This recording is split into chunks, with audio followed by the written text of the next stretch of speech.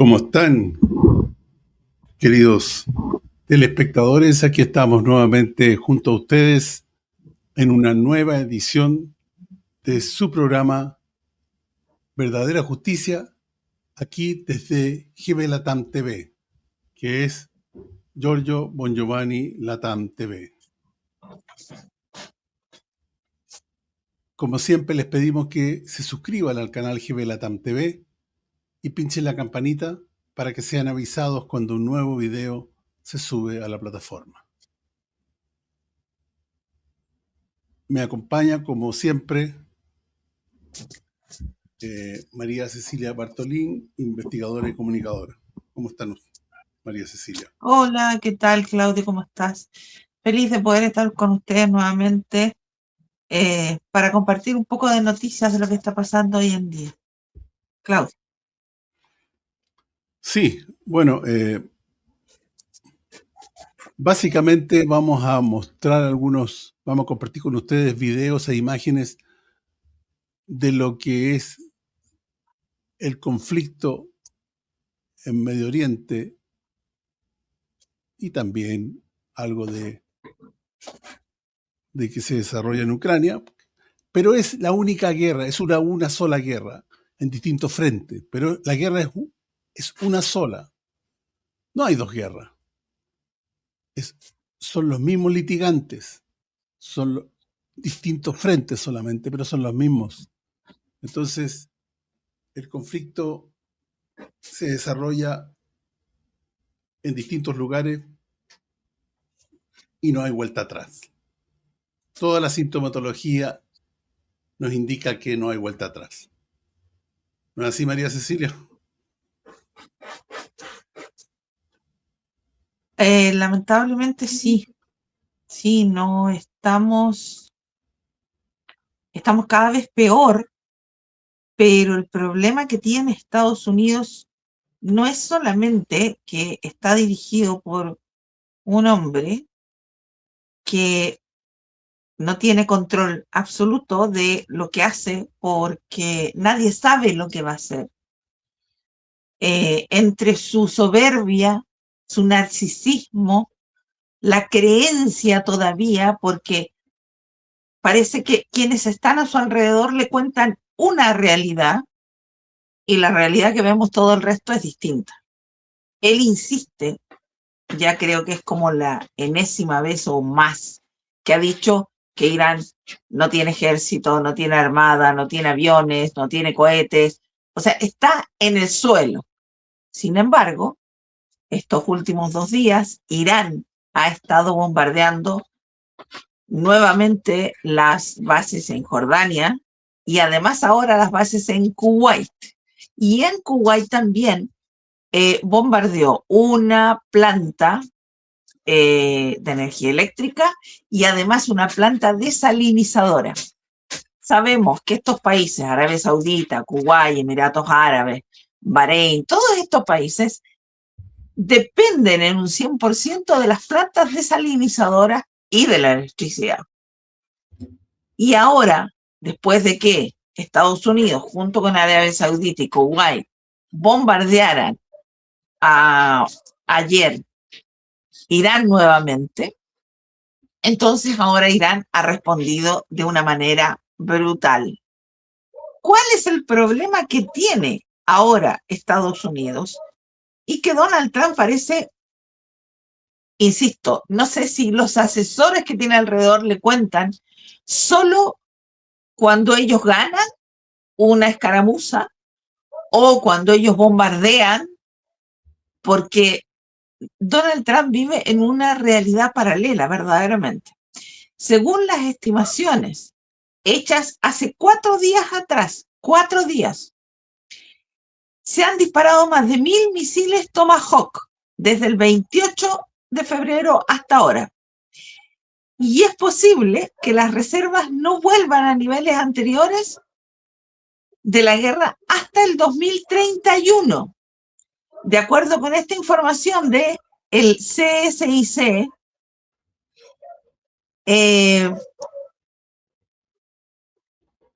Estados Unidos ha gastado casi el 70% de sus misiles. 70% de los misiles. En el fondo, tenía interceptores Patriot 2.200 antes de esta guerra, antes del 28 de febrero, y ahora le quedan 827. Y misiles THAAD, que son los que necesitan para defender a Israel, tenía 452 y hoy le quedan más o menos 278. No tiene más municiones, y hablamos de misiles, Patriot y THAAD, que son los que más utiliza Estados Unidos. Para continuar esta guerra, no más allá de un par de semanas, y estoy hablando de mucho. Entonces, el problema que tiene Estados Unidos hoy es que no tiene cómo reemplazar esos misiles. Al revés de Irán, Irán sigue produciendo misiles, sigue produciendo drones de muy bajo costo por lo demás, y Estados Unidos sigue perdiendo, además, F-35 y estos aviones que son estos que recargan combustible en el aire, que no recuerdo el nombre técnico que tienen. Los sigue perdiendo. Hace poco habían en Jordania abierto, hace 7 días o algo así, nuevos hangares para reparación de los aviones. Pues Irán hoy se los acaba de destruir. En ese sentido, en la cantidad de pérdidas de miles de millones de dólares, porque estamos hablando de que los misiles más los aviones son miles de millones de dólares, sin contar la destrucción de las bases aéreas, de las bases norteamericanas que tienen. Son incontables. O sea, Estados Unidos no tiene cómo reponer todo esto. Y los misiles no antes de 3 años. Estados Unidos ya dijo, desde el Pentágono ya dijeron que van a dejar en Kuwait un mínimo, porque no van a reconstruir nada. Van a dejar un mínimo de gente y no van a reponer el resto y se van a llevar el resto de las tropas. Están dejando de lado poder volver a reconstruir porque no tienen cómo, porque Estados Unidos está quebrado. Claudio. Efectivamente. Y atacaron Jordania, en blancos muy precisos, y Jordania es el país donde está la protección de Israel. Así que Israel está en pánico.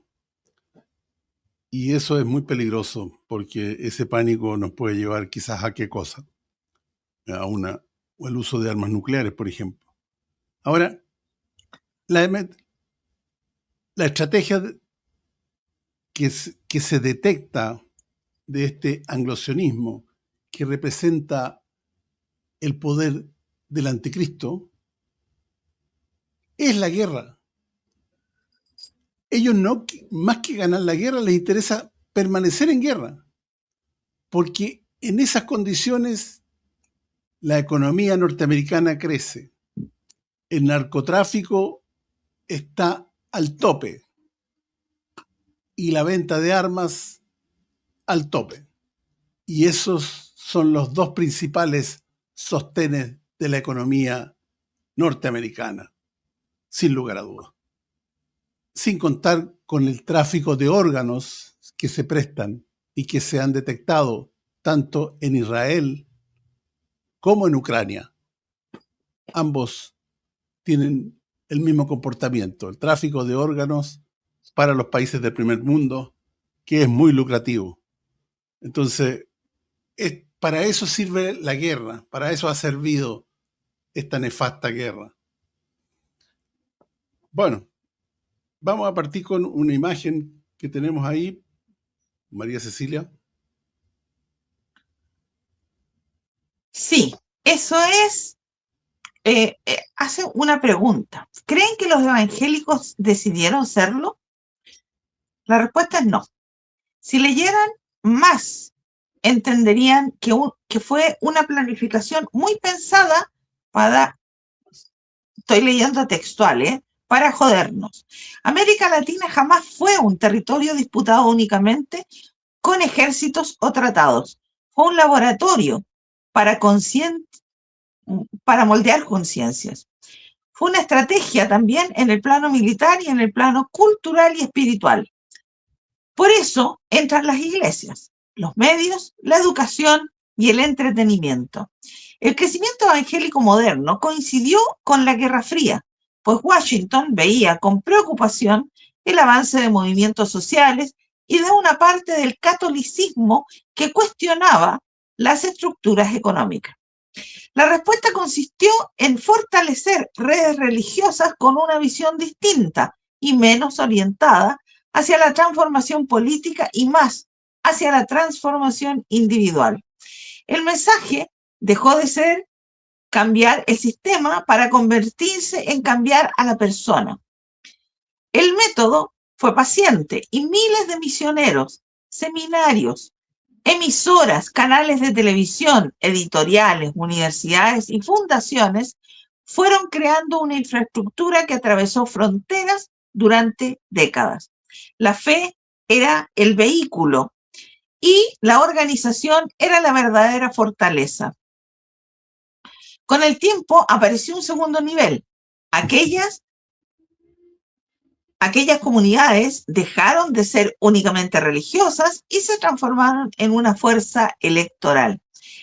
Quien logra influir sobre millones de creyentes obtiene una capacidad extraordinaria para orientar votos, respaldar candidatos y convertir determinados asuntos internacionales en cuestiones morales. La geopolítica encontró un aliado donde pocos miraban, incautos, el púlpito. Eso no significa que cada pastor forme parte de un plan coordinado, ni que cada creyente sea un instrumento consciente. Significa que las grandes potencias entendieron o entienden algo que la mayoría ignora. Resulta mucho más eficaz moldear la visión del mundo de una población que imponerla mediante la fuerza.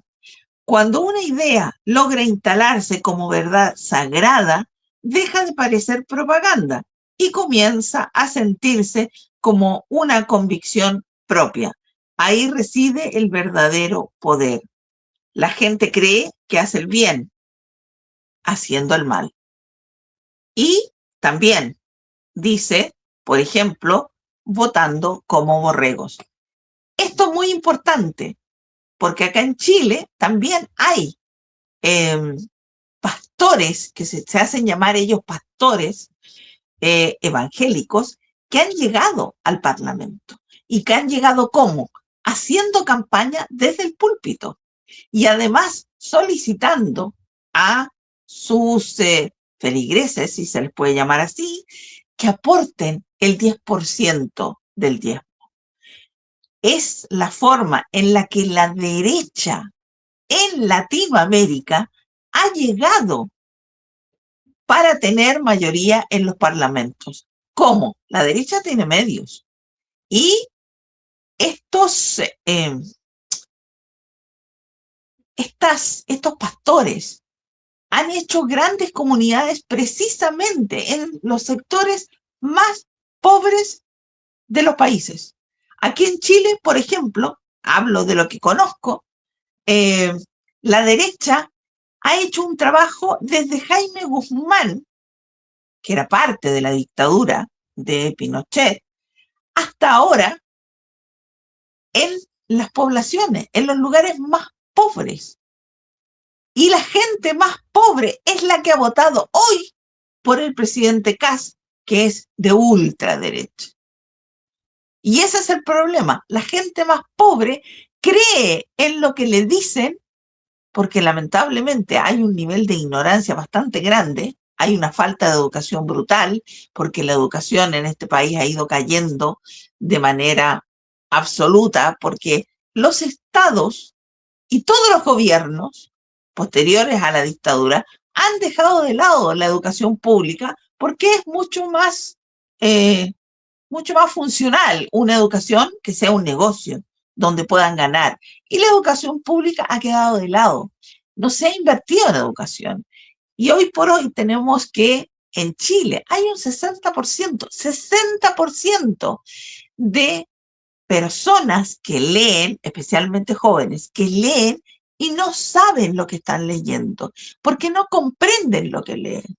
Entonces, así, en esa ignorancia, es mucho más fácil manipularla y creer todo lo que un candidato como Kast dijo en campaña, que iba a mejorar todo, que no iba a tocar cosas sociales, y sin embargo lo primero que hace es precisamente una gran ley para favorecer a los más ricos y tratar de eliminar todos los beneficios sociales que se han ganado a través de los años con lucha social. Claudio.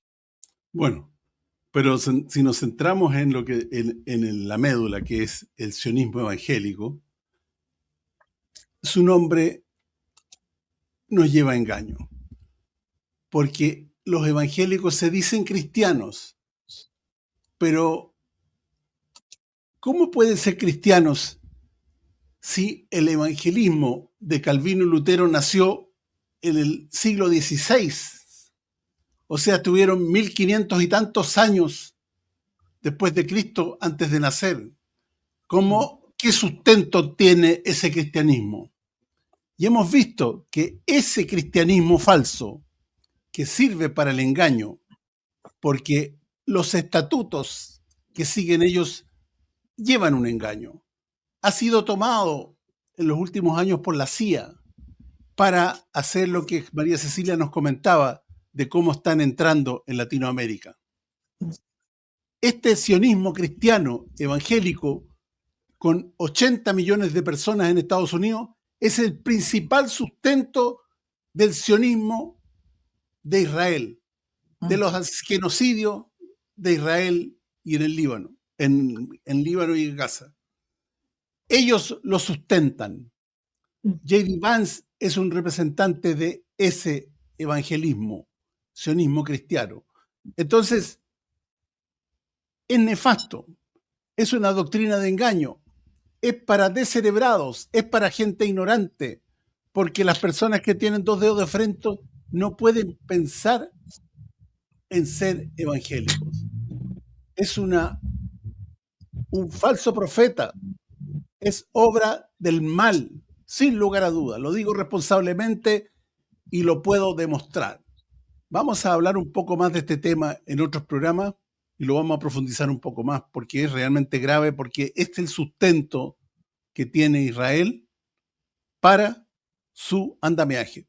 Porque el sionismo de Israel, los que dirigen Israel hoy día son házaros, y los házaros datan del 1300 aproximadamente en la zona de Ucrania, Polonia y algunos países hoy día bálticos.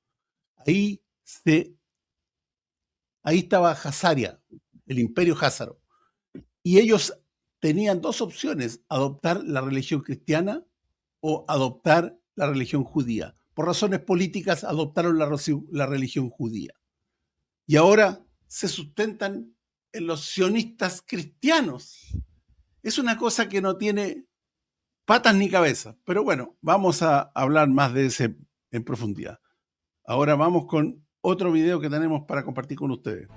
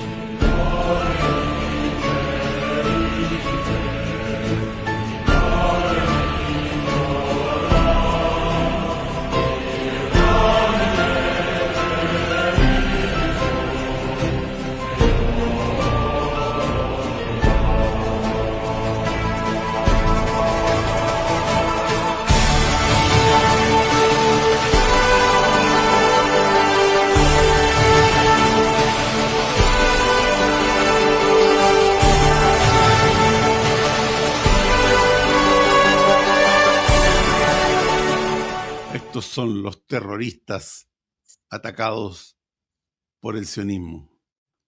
No nos cansaremos de denunciarlo. Nos comprometimos con ustedes, mis queridos telespectadores, a seguir mostrando esto, no por morbo, sino para mantenernos vivos y conscientes y no sucumbir y no convertirnos en cómplices. María Cecilia. Sí, lamentablemente, con esto de la guerra de Irán, Estados Unidos, esta agresión brutal, Gaza ha quedado fuera. Y sin embargo, el ente sionista, criminal, genocida de Israel, ahora está destruyendo casas en Cisjordania. Y Cisjordania nunca fue un blanco. ¿Por qué? Porque no había jamás. No existe jamás en Cisjordania. Sin embargo, están atacando y están echando a la gente de sus tierras. Cisjordania siempre había estado fuera del tema de Hamás. Y ahora están atacando. Como no hay visibilización, porque no hay periodistas, porque fueron todos asesinados por el ente sionista, genocida y criminal de Israel, entonces tienen libertad para poder hacer lo que quieran. Han asesinado, asesinan a los animales, entran a las casas y destruyen todo, queman sus vehículos, matan a los palestinos por deporte. Todo esto lo hacen los colonos, los pobres colonos, ¿no? Que están armados hasta los dientes y además protegidos por el ejército de Israel. Esto lo siguen haciendo y están aumentando la cantidad de casas destruidas y le piden a los mismos israelitas que las destruyan, porque si es el Estado el que las destruye, además les cobran por el trabajo hecho por la maquinaria pesada que utiliza el Estado para. O sea, además les cobran. ¿No? Sí, mientras más uno averigua o ve lo que está haciendo, y digo ente sionista porque no tengo cómo catalogarlo, verdaderamente no tiene parangón en la historia, porque no hay nada que se asemeje o que se parezca. Siguen asesinando personas inocentes porque no tienen armas, porque no tienen cómo defenderse. Siguen asesinando niños.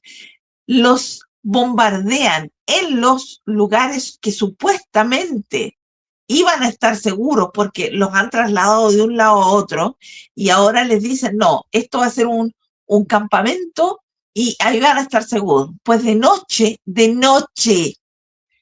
los bombardean con,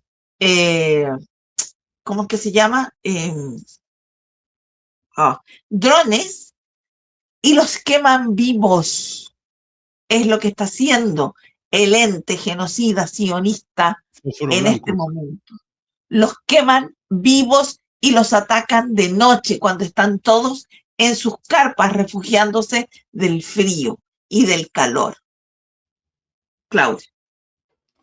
Bueno, vamos a ir con otro video. 4 formidables portaaviones estadounidenses acaban de ser humillados en el Golfo Pérsico porque un simple tren de carga hacia China volvió inútil su bloqueo naval. Washington creyó tener a Irán al borde de la destrucción total, asfixiando sus mares, pero una ruta secreta en el desierto acaba de convertir la estrategia más cara del Pentágono en un chiste histórico. En abril, el cerco naval logró que las exportaciones marítimas iraníes se desplomaran casi un 70%, llevando sus reservas de crudo a un límite catastrófico de 49 millones de barriles estancados. El colapso era inminente. Si los tanques se llenaban y los viejos pozos detenían su producción, la industria sufriría daños irreversibles. Pero cuando a Teherán solo le quedaban unos 20 días de oxígeno, apareció su salvavidas. Una línea ferroviaria blindada conectando Xi'an con Teherán a través de Kazajistán y Turkmenistán comenzó a transportar el petróleo en solo 15 días. Los aviones de combate americanos pueden bombardear océanos, pero no tienen jurisdicción ni alcance sobre las vías férreas de Asia Central. Y el golpe de gracia llegó a los bancos. Irán pasó a cobrar el 100% de este oro negro en yuanes, esquivando por completo al dólar y aplastando las supuestas cadenas del sistema sistema financiero SWIFT. Hoy, las implacables rutas terrestres acaban de arrebatarle el poder a los océanos, demostrando que todo el arsenal naval de Washington no sirve de nada cuando sus rivales deciden cambiar las reglas del mapa global. ¿Crees que esta alianza inquebrantable marca el fin del poderío estadounidense sobre el mundo? Comenta Jaque Mate si opinas que el bloqueo de Trump fracasó para siempre. María Cecilia. Bueno, se dijo desde un principio, cuando Irán bloquea el estrecho de Hormuz la primera vez y dice que de ahora en adelante el estrecho de Hormuz va a ser controlado por ellos. De hecho, ha sido controlado por ellos desde que lo cerraron. Y por más que Estados Unidos diga no, vayan y pasen nomás por la orilla de Omán, los barcos han sido bombardeados. Y lo han sido por Irán, a pesar de que Estados Unidos insiste, Donald Trump insiste en decir que ya no tienen misiles, que ya no tienen nada, que están poco menos que arrastrados por el suelo. Bueno, siguen bombardeando barcos que Estados Unidos insiste en que vayan y pasen y los bombardean porque Irán dijo claramente que o pasan por donde ellos tienen el paso del estrecho de Hormuz, la orilla, me parece que es orilla este. Y además de aquellos que no son amigos de Irán, ojo, estamos hablando de China, de Rusia, y me parece que otro país más, no recuerdo cuál. Todos los demás países tienen que pagar $2 millones, pero en yuanes. Y el petróleo que venda Irán, desde ese momento, cuando cerró el estrecho de Hormuz, comenzó a cobrarlo en yuanes. Entonces deja absolutamente de lado a Estados Unidos y no tiene cómo simplemente ahorcarlo, porque ingresan en yuanes. Y sabemos que los BRICS, China, India, Rusia, Brasil, Sudáfrica, crearon un sistema paralelo al SWIFT que maneja Estados Unidos para no tener que depender y para que no les cortaran o no les embargaran los fondos, ¿no?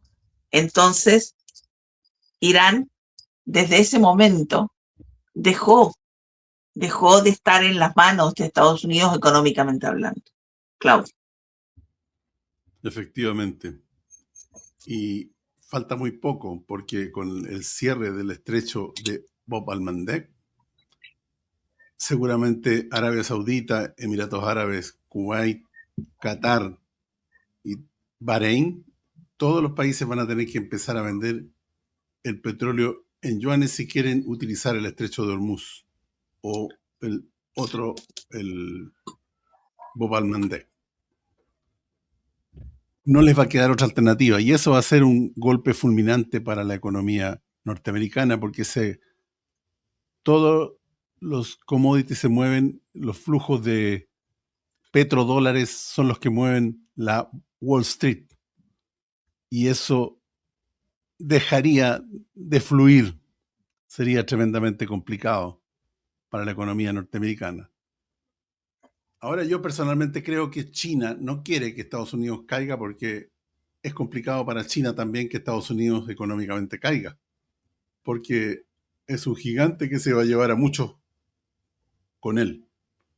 Así que es una situación muy complicada, sin lugar a duda. Es un as bajo la manga que tiene Irán, pero tiene que manejarlo con mucha inteligencia. Seguramente le va a servir para negociar en un momento determinado las condiciones que ellos necesitan.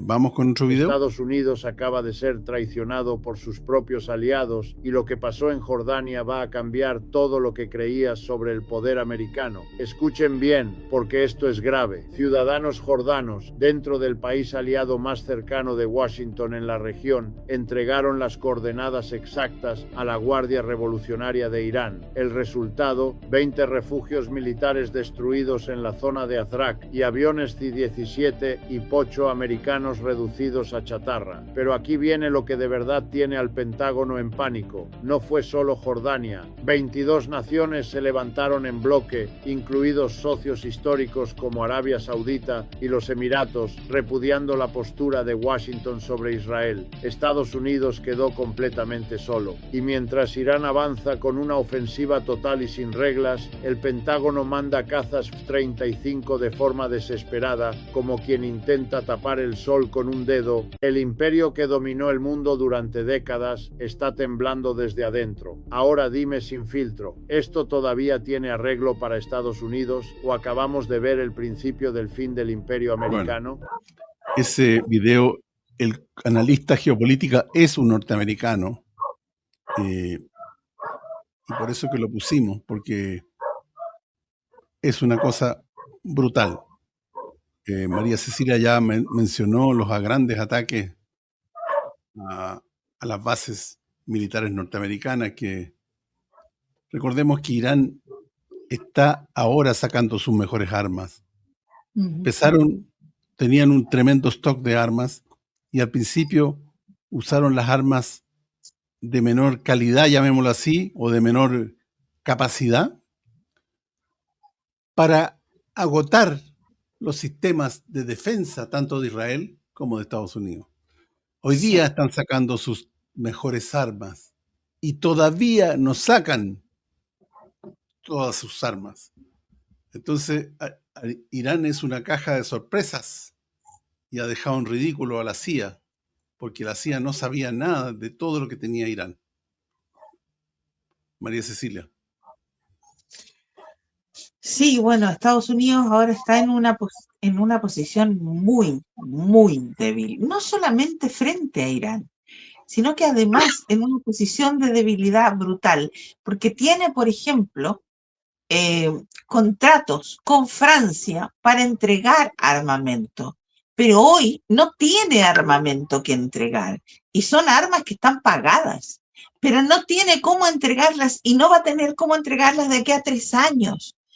No puede apoyar tampoco a Ucrania porque no tiene cómo mandarle lo que no tiene y se ha gastado en Irán. Entonces, hoy Estados Unidos está más débil militarmente de lo que nunca estuvo. Y no estoy hablando de las armas nucleares, estoy hablando de armamento convencional. Porque, claro, todavía queda la posibilidad de que Donald Trump, en un momento de soberbia brutal, decida tirar una bomba nuclear a Irán. Y eso lo puede hacer. Por supuesto que lo puede hacer. Pero entonces ahí habría un descalabro, no solamente para Irán.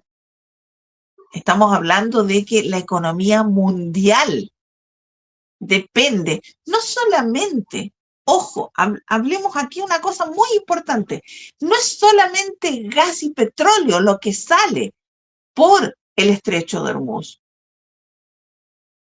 También sale fertilizante que se necesita para la alimentación de todos los seres humanos, de todos los continentes. Entonces, no es solamente gas y petróleo. Un ataque nuclear dejaría simple y sencillamente sin abastecimiento de petróleo al resto del mundo. Porque no solamente Irán padecería, también los países que están alrededor. Arabia Saudita, Kuwait, Bahrein, Qatar, Emiratos Árabes, el mismo Israel. Entonces no es solamente llegar y hacerlo. En un arranque de soberbia, por supuesto que lo puede hacer, y ese es el peligro. Pero militarmente hablando, con armas convencionales, hoy Estados Unidos está en un punto de debilidad máximo, porque no tiene cómo reponer lo que ya gastó y sigue gastando antes del año 2031. Estamos hablando de a lo menos 3 años. Y sin embargo, Irán crea armamento de manera mucho más rápida, más económica, lo mismo que Rusia y China. Claudio. Sí, interesante ese alcance al final, ¿eh? ¿Por qué Estados Unidos le cuesta tanto crear? Rusia y China e Irán crean armamento en forma más económica. Recordemos que las armas creadas por Estados Unidos son fabricadas por el complejo militar industrial, son las empresas de armas, son empresas privadas que tienen utilidades brutales. Y esas utilidades las tiene que pagar el gobierno norteamericano. Entonces, el costo de las armas para Estados Unidos es el costo que le pongan, o el precio que le pongan las grandes empresas norteamericanas, como Raytheon Plus, Lockheed Martin, Boeing y otras más, que no recuerdo los nombres, pero son muchas. Y por eso que es la diferencia. Y no las gobierna completamente el gobierno. No. Valga la redundancia. Bueno, vamos con otro video, mis queridos auditores. Bueno, Julian Assange dice, el objetivo es utilizar a Israel, a Venezuela y Ucrania para sacar dinero de los contribuyentes de Estados Unidos y Europa y devolverlo a las manos de una élite transnacional. El objetivo es una guerra interminable, no una guerra exitosa. Algo de lo que ya habíamos comentado en el programa, pero claro, nosotros no somos nadie. Julian Assange es un periodista respetado a nivel mundial y es muy importante que lo diga él, sin lugar a dudas. ¿Quieres agregar algo más? No, eso es una realidad. Estos gobiernos, incluido Donald Trump, son una parte menor de quienes gobiernan efectivamente el mundo, que son las grandes transnacionales y detrás de ellas las grandes familias que son las que poseen estas grandes transnacionales. Ellos son verdaderamente los que mandan, ellos son los que deciden qué se hace y qué no se hace, no los gobiernos. Los gobiernos son subalternos de alguna manera. Ellos hacen lo que les dicen y el plan, llevan a cabo un plan que ya está trazado por estas grandes familias y por estos grandes conglomerados. En el fondo, la economía la manejan aquellos que tienen el poder económico en su poder, valga la redundancia, y que no son los gobiernos, claramente. Claudio. Sí, bueno, muy claro lo que dijo María Cecilia. Y ahora vamos a cambiar abruptamente de tema para continuar con un escrito y un mensaje. El mensaje lo hablamos, lo mencionamos, lo compartimos la semana pasada. Y ahora continuaremos con el escrito, muy interesante, porque habla del fundamento de todo esto, que es la salvación. ¿Cuál es el objetivo del Apocalipsis? Es finalmente la salvación de algunos, porque si no hubiera un apocalipsis traumático como el que vamos a empezar a ver y estamos ya viendo, no nos salvaríamos ninguno, porque estamos tan cómodos en este mundo, nos gusta tanto este mundo, nos gusta la comodidad, entonces en esas condiciones nos apegamos al mundo material y no tenemos posibilidad de salvarnos. De alguna manera, el apocalipsis nos va a destruir nuestro mundo y nos va a hacer un gran favor y nos va a dar la posibilidad de salvar a algunas personas que retomen o tomen el camino que corresponde por Dios y no por el dinero. María Cecilia, partimos entonces. Pedagogía de lo inefable. Veamos la historia de la salvación. A Noé, Dios le mandó construir un arca en tierra firme, lejos del mar o de cualquier cuerpo de agua, cuando aún no había caído ni una gota de lluvia. Para sus contemporáneos, Noé era un loco que desperdiciaba décadas de su vida, pero él obedeció, confiando en una advertencia acerca de cosas aún no vistas. Génesis 6, 7, Hebreos 11 y 7. y así salvó su linaje. A Abraham le dijeron: apártate de tu tierra, de tu parentesco y de la casa de tu padre. No le mostraron el itinerario completo con antelación. Partió sobre la base de una promesa. La carta a los hebreos dice que se fue sin saber a dónde iba. Génesis 12, 1, 4 y Hebreos 11, 8. Tener fe significa, pues, renunciar a las certezas materiales o, mejor dicho, no considerar nuestras certezas humanas como el parámetro absoluto de la verdad. Dios le pidió a Abraham que llevara a su hijo Isaac al monte Moriah y allí le ordenó que lo matara. La impactante evidencia parecía contradecir la promesa, porque de ese mismo hijo debería haber nacido el linaje anunciado por Dios. Pero Dios envió al ángel para detener la mano de Abraham. La historia nos enseña que el hijo no es propiedad del padre y que para servir a Dios hay que estar preparado para cualquier cosa, que la promesa pertenece a Dios y que Dios es Señor de la vida. Génesis 22, 1, 19. En la noche del Éxodo, a los israelitas se les ordenó marcar los postes de las puertas de las casas con la sangre del cordero. Un gesto físicamente incapaz de detener la muerte se convirtió en signo de confianza y pertenencia al pacto divino. Éxodo 12, 1, 28. Frente al mar, con el ejército del faraón detrás, la orden era no rendirse ni retroceder. Dios le dijo a Moisés: levanta tu bastón, extiende tu mano sobre el mar y divídelo. El pueblo tuvo que avanzar hacia lo que todavía parecía cerrado. El camino de la libertad y la salvación se manifestó a medida que se recorría. Éxodo 14, 10, 31. En el desierto, los que habían sido mordidos por serpientes recibieron una orden absurda: haz una serpiente y colócala en un poste. Quien sea mordido y lo mire, vivirá.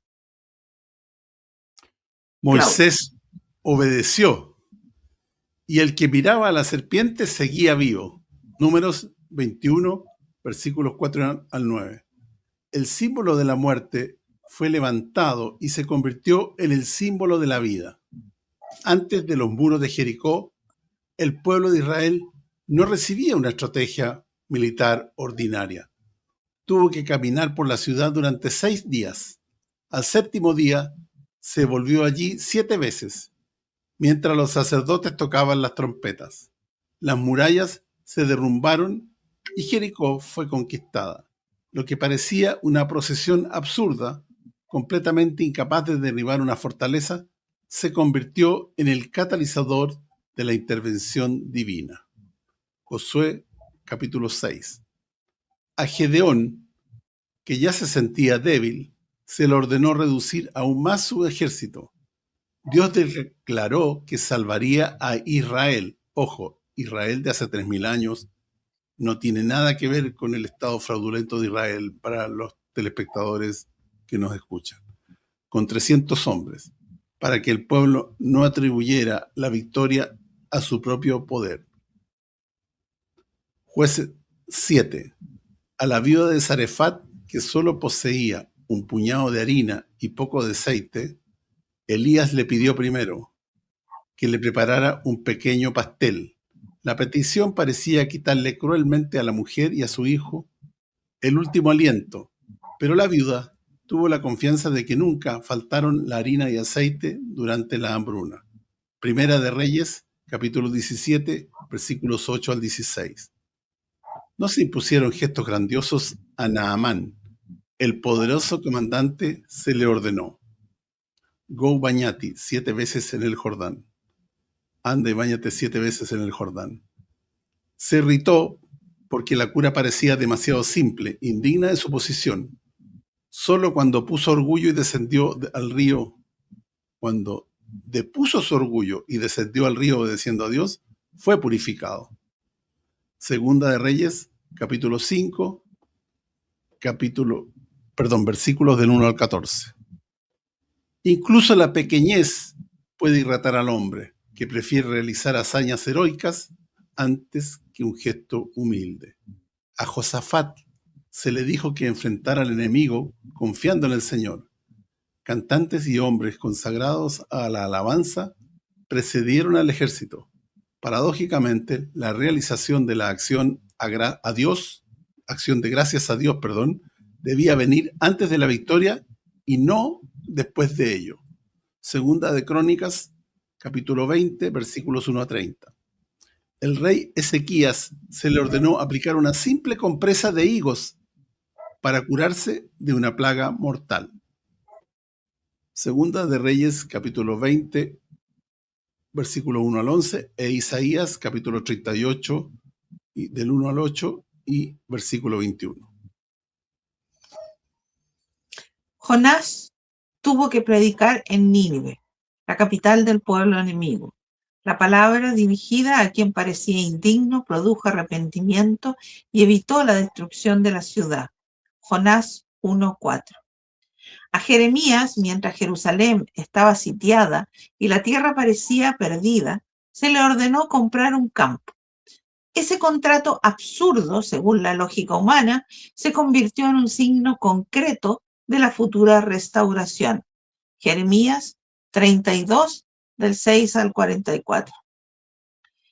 En una visión a Ezequiel se le ordenó profetizar sobre huesos secos. No recibió una multitud viva a la que hablar, sino una inmensa extensión de muerte.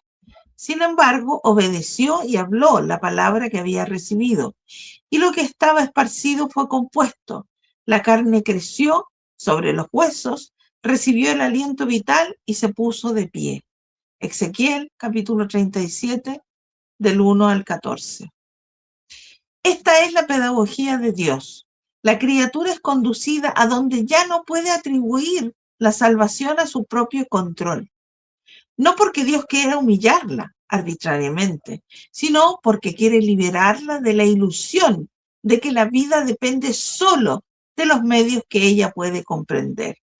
Esta es la divina pedagogía trascendental de la vida.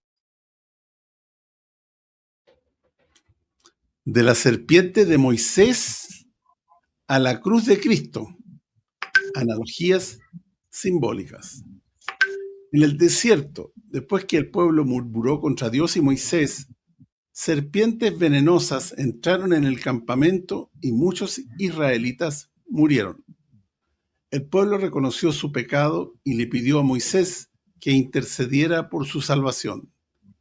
Dios no eliminó inmediatamente la serpiente, sino que ordenó: haz una serpiente y colócala en un poste. Quien sea mordido y lo mire, vivirá.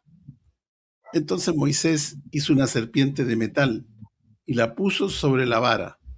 Quien después de ser mordido, lo miró, permaneció vivo.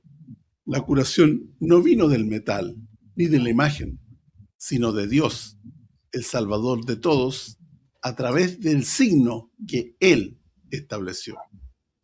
El propio Jesús ofrece una interpretación cristológica del episodio, conectando a la serpiente resucitada por Moisés con su crucifixión, al decir: así como Moisés levantó la serpiente en el desierto, así debe ser levantado el Hijo del Hombre, para que todo aquel que cree en él tenga vida eterna. Juan, capítulo 3, versículos 14 y 15.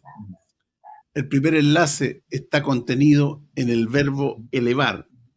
Moisés levanta la serpiente para que sea visible para todo el campamento. Jesús es levantado en la cruz para que sea visto por el mundo entero. La elevación física del cuerpo de Jesús en la cruz simboliza la elevación espiritual, la manifestación gloriosa de su identidad divina. La cruz es, pues, un trono paradójico. Lo que parece ser descenso, derrota e ignominia, en verdad es el levantamiento. revelación y glorificación. La serpiente colocada en lo alto revela que la salvación no proviene de una demostración de fuerza mundana, sino de la exposición oblativa de uno mismo como sacrificio a la mirada del mundo. El bastón de Moisés hace visible la señal. En tanto, la cruz hace visible el amor invisible de Dios. La mirada del Antiguo Testamento prefigura, pues, la revelación del Nuevo Testamento. El israelita mordido tuvo que mirar la serpiente, quien se encuentra con el crucifijo. Debe creer y hacer las obras, es decir, poner en práctica las enseñanzas de Jesús. El libro de la sabiduría deja claro que el israelita no fue salvo por el objeto contemplado, sino por Dios. La imagen era una herramienta diseñada para orientar el corazón hacia la encomienda a Dios. Del mismo modo, la fe cristiana no consiste en contemplar y rezar un crucifijo colgado en la pared o colocado en el altar, sino que consiste en seguir concretamente el ejemplo del crucifijo viviendo en sociedad para resucitar con él para una nueva vida.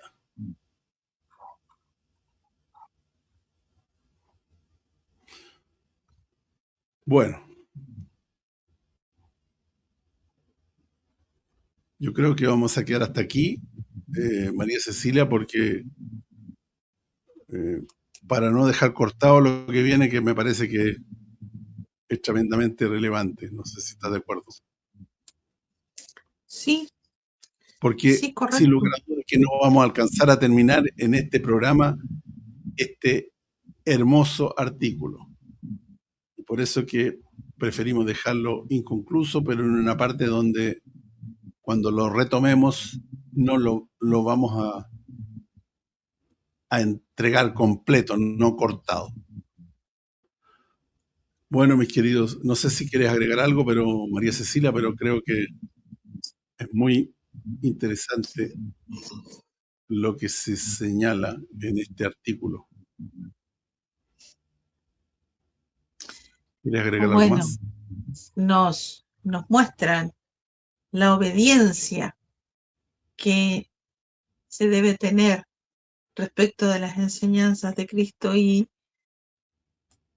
de los designios de Dios. No está en nuestras manos cambiar nada. Lo único que se puede hacer es creer. Tener fe es creer, y es creer a ciegas. Todos, Noé, Abraham, todos ellos, se les dijo hacer algo, pero no se les dio ni camino, ni dirección, ni nada. Fue creer a ciegas. La fe es, en el fondo, dar un salto al vacío, teniendo la perfecta conciencia de que no vamos a caer, porque Él siempre está con nosotros. Claudio. Sí, excelente. Me gustó mucho eso del salto al vacío. Efectivamente, es un salto al vacío. Eso fue inspirado. Y yo le agregaría un condimento más solamente, pero solo un condimento, no es la esencia, que creo que es fundamental para saltar al vacío. La humildad. Porque no podemos ser soberbios, no creernos súper profesionales, que yo lo sé, que yo lo manejo, que esto, que otro. Si no somos humildes y nos entregamos a ciegas, o sea, saltando al vacío, a la voluntad divina, no lo lograremos. Eso creo que es importante también. Sí. Bueno, mis queridos auditores, este tema apasionante es un artículo escrito por Marco Marsili, inspirado, sin lugar a duda. Él es un contactado que pertenece a la obra de Giorgio Bon Giovanni, y con toda seguridad le ayudaron a escribir este interesantísimo y excelente artículo, que lo seguiremos compartiendo con ustedes en el próximo programa. Les damos las gracias por acompañarnos una vez más y los esperamos la próxima semana a esta misma hora en su programa Verdadera Justicia, aquí desde GB Latam TV. Muy buen día.